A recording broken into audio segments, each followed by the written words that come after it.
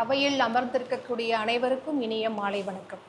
இன்று என் கையில் என் அதிகாரம் பொருட்பாலிலே அரசியலில் 54வது அதிகாரம் பொச்சாவாமை.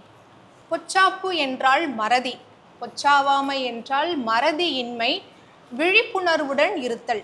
அதாவது கடமைகளில் சோர்வு, கவனக்குறைவு, அலட்சியம் இல்லாமல் எப்பொழுதும் விழிப்புடன் இருப்பதுதான் பொச்சாவாமை. சாதாரணமாக தனி மனிதனுக்கு ஏற்படக்கூடிய ஞாபக மறதியை பற்றி வள்ளுவ பெருந்தகை கூறவில்லை.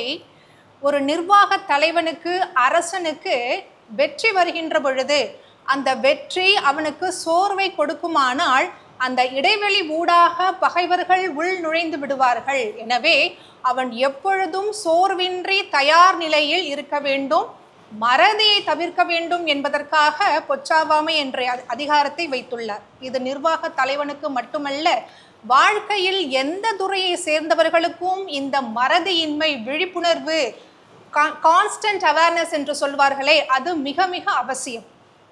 ஏனென்றால் இந்த மறதியினுடைய தீமை பற்றியும் அதற்கான தீர்வை பற்றியும் இந்த அதிகாரத்திலே தெளிவாக எடுத்துரைக்கின்றார். இறந்த வெகுளியின் தீதே சிறந்த உவகை மகிழ்ச்சியின் சோர்வு என்கின்றார். அதாவது அளவு கடந்த கோபத்தை காட்டிலும் ஒருவனுக்கு தீங்கு விளைவிக்க கூடியது இந்த மறதி. அளவு கடந்த கோபம், வெகுளாமையை பற்றி வெகுளாமை அதிகாரத்திலே மிக தெளிவாக எடுத்துரைப்பார்.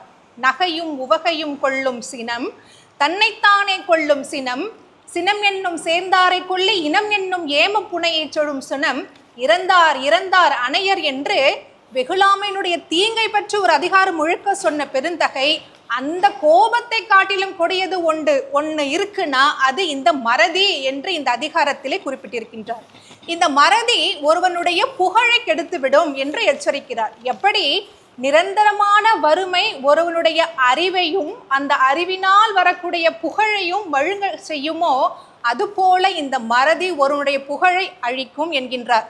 இதை அவரே சொல்கின்றார். இதை நான் மட்டும் சொல்லல, எல்லா நூல்களும் அறம், பொருள், இன்பம், வீடு என்கின்ற 4 துறைகளிலே வாழ்க்கை நடத்துபவர்களுக்கும் இந்த மறதி புகழை கெடுக்கும் என்று சொல்லுகின்றன என்று தன் கருத்துக்கு வலிமை சேர்க்கிறார். அது உலகத்து எப்பால் நூலோர்க்கும் துணிவு என்று சொல்லுகின்றார். புகழை மட்டுமல்ல, ஒருவனிடத்திலே இருக்கக்கூடிய செல்வத்தையும் அது அழித்துவிடும்.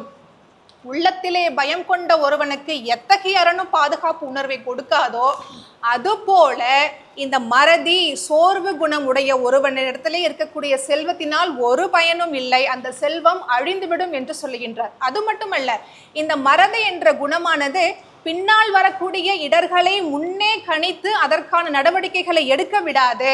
அப்பின்பு அந்த துன்பம் வருகின்ற பொழுது அவன் நிச்சயமாக வருந்த நேரிடும். அப்போ தனி மனிதன் செய்யக்கூடிய ஒரு தவறுக்கு பிராயச்சித்தத்தை நாம் தேடிக்கொள்ளலாம். ஆனால் ஒரு நிர்வாகத்திலே இருக்கக்கூடிய தலைவன் தவறு செய்வான் என்றால் அது அவனை மட்டுமல்ல, அந்த ஒட்டுமொத்த சமூகத்தையுமே மனித குலத்தையுமே அழித்துவிடும் என்பதனால் அவனுக்கு இந்த பிறவியில் மட்டுமல்ல 7 பிறவியிலும் அவனுக்கு நன்மை என்பதே இருக்காது, அவனை நரகத்தில் தள்ளிவிடும் என்று எச்சரிக்கிறார். சரி, இதற்கு என்னதான் தீர்வு என்று நாம் யோசிக்கும் பொழுது அவரே அதற்கு வழியை சொல்லுகின்றார். நீ மறவாமல் இருக்க வேண்டும் என்றால், மறதியினால் தன் கடமையை தவறி அதனால் கஷ்டப்பட்டிருக்காங்க இல்லையா, புராணங்கள் இதிகாசங்கள்ல நிறைய உதாரணங்கள் சொல்லியிருக்கின்றார்கள். அவர்கள் பட்ட பாட்டை நினைச்சு பாருப்பா, அதுவே உனக்கு மறதியின்மையை கொடுத்து விடும், அப்பொழுது உன் கடமையை நீ சரிவர செய்வா என்று சொல்லுகின்றார். அப்போ மறதியின்மை ஒன்றே இதற்கு தீர்வு. அந்த ஆராய்ச்சி குணத்தோடு மறவாமையோடு நாம் எல்லா செயல்களையும் செய்கின்ற பொழுது ஒன்னால் செய்ய முடியாத செயல் என்ற ஒன்றுமே இல்லை என்று சொல்லுகின்றார். அரிய என்ற ஆகாத இல்லை, பொச்சாவா கருவியால் போற்றி செய்யும் என்று சொல்லுகின்றார். அப்படி நூல்கள் புகழ்ந்தவற்றை ஒரு நிர்வாக தலைவன் போற்றி செய்யும் பொழுது அவனால் அடைய முடியாதது என்று எதுவும் இல்லை என்று சொல்லி இறுதியாக நமக்கு ஒரு தீர்வை மிக தெளிவாக எடுத்துரைக்கின்றார்.